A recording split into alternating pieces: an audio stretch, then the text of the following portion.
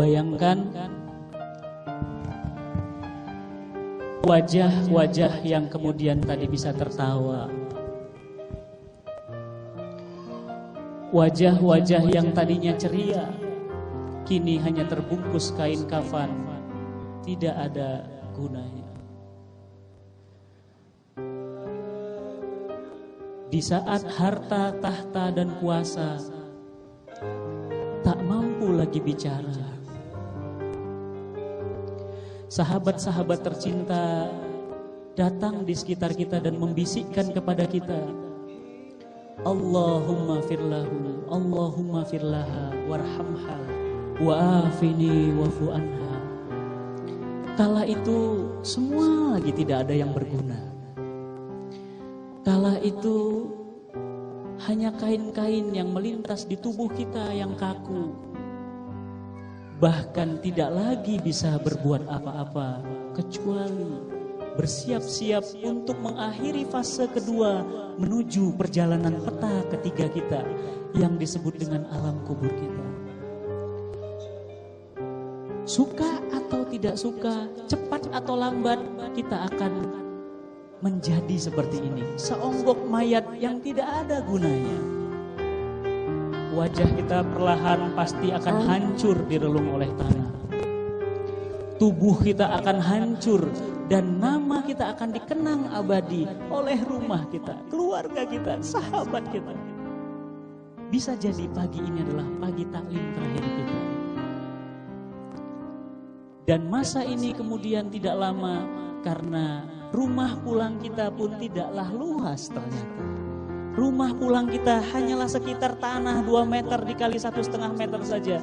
Dan lihat di sana tetangga-tetangga kita membopong jenazah kita. Anak-anak yang kita bangga-banggakan membopong jenazah kita dan menyolatkan kita. Mereka mendoakan kita dan kemudian kita tidur untuk selama waktu yang Allah tentukan untuk Allah bangkitkan lagi di dalam kehidupan yang kedua yang disebut dengan yaumil mahsyar.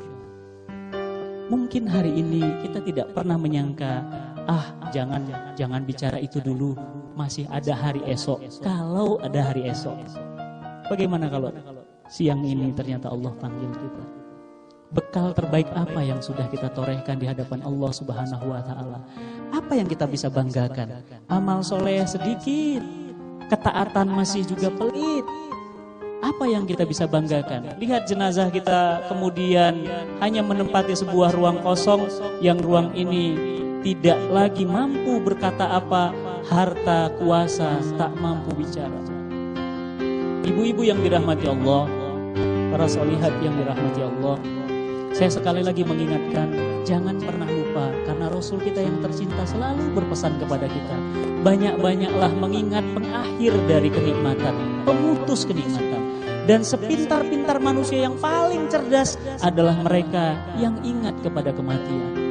Ayah kita sudah mendahului kita, ibu kita sudah mendahului kita, teman-teman kantor kita sudah duluan mendahului kita, tetangga sebelah rumah kita sudah duluan mendahului kita. Masa kita kemudian merasa gak yakin bahwa kita pun akan bersama-sama mereka? Jika tidak, berhati-hati kita sudah mati. Jika hati ini tidak ada lagi rasa tersentuh, pertanyaannya, masihkah ada cahaya iman dalam hati kita?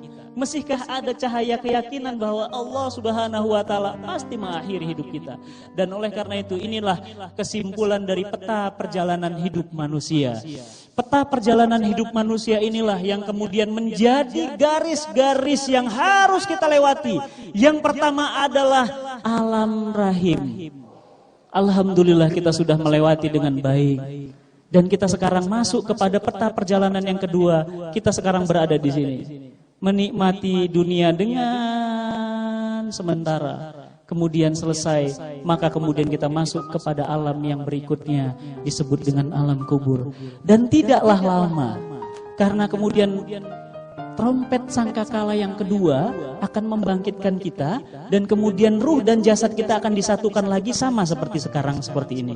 Kemudian kita akan dikumpulkan di yaumil hisab, 50.000 tahun lamanya.